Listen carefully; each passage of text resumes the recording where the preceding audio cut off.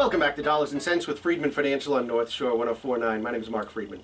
I'm President and CEO of Freedman Financial, located at 41 Cross Street in Peabody, right across the street from the North Shore Mall and right above Alto Forno Restaurant. If you haven't been to Alto Forno, take a peek over there. They do not pay me to say that. They do not advertise on my show, nothing like that. I just like to eat there. So oftentimes you might see me sitting at the bar. If you haven't been to the bar, it's a cool bar. It's owned by the Momola family, Dan and Daniela Momola. They also have Polana. They have Daniela's over in Danvers. 3 great restaurants to go visit. If you have a chance, take a visit over there. I might run into you over there because I eat there quite a bit.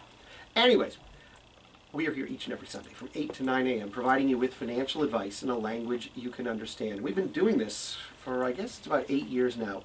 Both at a bigger station years ago and now here at North Shore 1049 for about the past 6 or 7 years. I've met so many of you. We're local. I mean, this station is about being local. Our business is local. My father started our firm back in 1968. And you think about 1968, what were you doing in 1968? Some of you are driving around right now thinking I wasn't born yet, Mark. I was born in 1966. That makes me 53 years old. And that's what I am. And when Dad started this business, he was going door to door, helping people prepare for their future by seeing if they could commit to saving $25 a month. That wasn't really financial planning back then, but that's the best they had at the time. And that's what Dad did, and our business has evolved. It's changed a lot, like any business has changed a lot. Dad brought me into the business in 1991. I actually asked to join the business. I really didn't know what he did for a living. How I joined the business is a story for another day. But I joined in 1991. Marion Gilman joined our firm in 2000. She is now my business partner. His dad retired in 2007, and Marion and I now run the business together. So we have several generations of clients, and one of the things that what I've learned over 27, 28 years is that no matter how many circumstances and situations I see where clients pull back the curtain, open up the kimono, if you will, just share everything about their financial life, there is nothing that's the same. People might invest similarly, but that's about the extent of what the similarities are. How we use money, how we work with money, how we live with money, how we think about money in our lives is totally different. And it's influenced by behaviors that we saw growing up in our parents. It's influenced by behaviors that we see from our respective spouses. And it's behaviors that we create together as a family unit for what's best for our family. Many people talked years ago about the fact that, you'd basically want to invest, the way you invested money for the future is you invested your age in bonds and the rest in stocks. You ever hear that? It's the old wives' tale. That said, as you're younger, let's say you're 20 years old, well, you'd only put 20% of your money in bonds and 80% in stocks. And as you turn to 80 years old, well, you'd have 80% of your money in bonds and 20% of your money in stocks. That's an old wives' tale, but it worked well for years because interest rates in bonds were competitive. That you could get 4, 5, 6, sometimes even double-digit returns in the 80s. But that type of thinking, that type of strategy has been thrown way out the window over the past 10 or 15 years.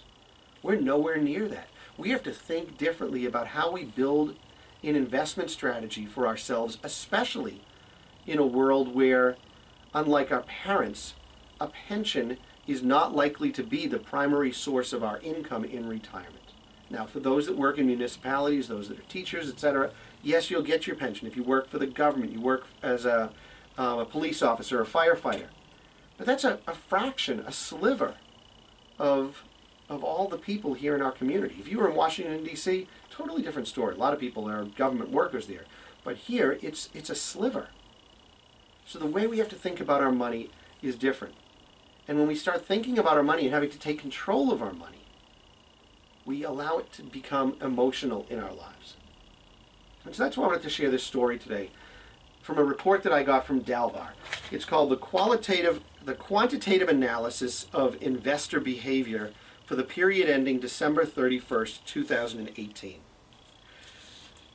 The goal here was really to help advisors, this was written for advisors, to help us educate the challenges that exist in real time between how the media reports on market performance versus how individual investors actually perform in their accounts. And so I'm going to read you some of the bullet points that come from this executive summary. And remember, this is for the year 2018. I can't talk about 2019, it's not over with. So this is last year. In 2018, the average equity fund investor, that means if you were an investor and you bought equity funds, stock-based mutual funds, exchange-traded funds, index funds, the average equity fund investor underperformed the S&P 500 index by 504 basis points. Now you're saying to yourself, what the heck is a basis point? So 504 basis points means 5.04%. Okay, so I could have said 5.04%, underperformed by 5.04%. You would have understood that. But in market terminology, if you hear this in industry speak, they said, well, they underperformed by 504 basis points. That meant nothing to you until I said 5.04%. That's because the S&P 500 for 2018 was negative 4.38% for the year.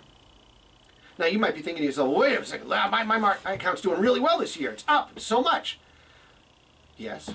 Now let's talk about 2018. 2018, the S&P 500, according to this Dalbar research study, was down negative 4.38%. Now when we compare individual equity investors, so the company goes in and they look at individual investors, how people invested at Fidelity, at Schwab, at wherever else it might be, and they look at what was the performance of these people that wanted to buy stock-based investments. The average performance for the average equity fund investor last year, 2018, was down 9.42%, where the S&P 500 was down 4.38%. Why is that? Why do you think the average investor performed so much worse? Well, one of the obvious things is people say, I want to invest to beat the S&P 500. Well, if you want to beat the S&P 500, it means that you better be doing stuff that isn't the S&P 500. Because if you invested exactly like the S&P 500, you'd perform exactly like the S&P 500. So you figure, I'm smarter than that. Kramer says I'm smarter than that. Susie Orman says I'm smarter than that. Dave Ramsey says I'm smarter than that. Money Magazine says I can do this. Look at all the headlines that I see on CNBC and Bloomberg and all these other places. I can beat the market, no problem. So what we do is we try to be tactical. We try to say, well, I heard gold's doing really well, or technology's doing really well, or what's this cannabis thing that I hear about? Or we try to pick stuff. Get in, get out, get in, get out. Or we react to the markets. We react to the news. We react to the headlines. And if you're an individual investor without the safety net, if you will, of some kind of a financial advisor who will correspond with you rationally during emotional decision-making time, you're bound to be lucky on the upside, but sorely performing poorly on the downside. Our strategy at Freedman Financial has been we build you a portfolio along with your entire financial planning story. But we build this portfolio such that it's not expected to see any changes in the portfolio in due time. There might be some adjustments, minor tweaks, but the reason isn't because, oh my goodness, the Fed is suggesting a recession might be coming, or China is doing things that is going to suggest that we might have to impose tariffs here in America, or immigration is a problem, or anything like that. I'm not reshifting my portfolio or your portfolio for that, because those are short-lived events. We're sticking to it, knowing that there will be hills and valleys along the way. Remember, the stock market, the S&P 500, went through those same hills and valleys that you did as an individual investor, but the one thing that the S&P 500 did not do is sell out and decide to get back in again. But the minute you try to be tactical, getting out, getting back in, getting out, getting back in, you assure yourself of losses because you have to pay fees and costs to get out anyways, not to mention the loss of time that you're not in the market. So once again, the number one executive summary bullet point that came from the Dalbar study of investor behavior that came out of 2018, which frankly is consistent with almost every single year that they do this, is buying and holding makes a heck of a lot more sense than trying to be tactical. Where it said here in 2018, the average equity fund investor, that doesn't mean, well, I put some money in stocks, some money in bonds, if you invested in stock funds and you were comparing your stock fund investing to the S&P 500 for 2018, you did 5% worse on average than the stock market.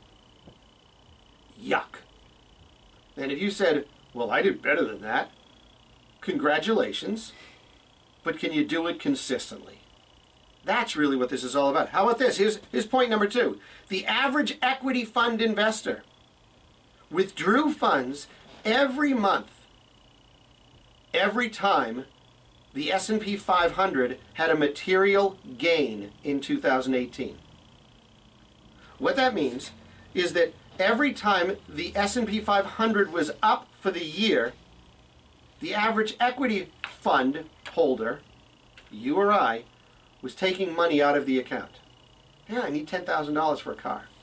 I need $1,000 to cover my expenses a month. Whatever it is. Remember, when you're looking at performance of the S&P 500, or any index for that matter, the performance is showcasing a period of time that's January 1st to December 31st without anybody adding any money or anybody taking any money out. It's just simple. The minute you say, well, I'm going to tweak it, I'm going to take a little bit of money out, or I'm going to add money every month, whichever you choose to do, you no longer can compare your performance to the S&P 500, though we all try to. Here's another point. The only month the average equity fund investor made a significant contribution was a month where the S&P lost approximately 2.5%. So it's interesting that the only month where actually investors made money was the month when S&P actually lost some money. Now, by the way, I thought was interesting. Last year in 2018, the 2 worst months for the average investor versus the S&P 500 were August and October of 2018. That's when the average investor did worse than the S&P 500. And after looking at what's going on this month, right now with all the volatility, I feel very comfortable that when this report comes out for 2019, we will find that the average investor did poorly, way worse than the S&P 500 did for the month of August. I don't know what the month of October will hold. But you know what I'll also be sure of? I bet the S&P 500 far outperformed the average equity investor in January, February, and March of this year. Because as you may remember, the end of 2018, October, November, and December, the market dropped just under 20% in value. And it made people really worried. It made us wonder, what should we be doing? Is this time different? And many people were rejigging their portfolios. At Freedman Financial, our approach was just noise, folks. We're investing for the long term. These are normal cycles in the market. And for those that held true, man, did you see a nice run-up January, February, and March of 2019. But if you had decided to get out, if you decided to say, you know, I'm going to get out and I'm going to wait till the markets drop a little bit more and then I'll get back in, it just doesn't work that way. Market timing does not work. Warren Buffett will tell you that. Peter Lynch will tell you that. Ron Barron will tell you that. Anybody who's one of the greatest, any of the greatest investors out there will tell you market timing does not work. Because you know why? You have to be right twice. You have to know when to get out and then when to get back in again. And nobody does that well.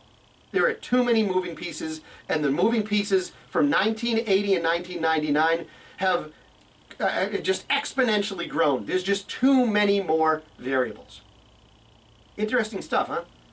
So I've got a lot more to share with you from this report. I think you'll find this really fascinating. We're going to dig into some investment behavior issues in the next couple segments, but for now, we have to take a break. I want to remind you to sign up for our newsletter, Freedman, which is called Planning Pointers. It comes out each and every Friday at 10:30 in the morning. Go to my website, FriedmanFinancial.com. That's Freedman, 2 E's and a D, financial.com. Go to the bottom of the page, put in your email address, send me a note. say hello, whatever it is, and we'll get you on our newsletter. But for now, we got to take a quick break. I'll be right back. You're listening to Dollars and Cents with Freedman Financial on North Shore 1049.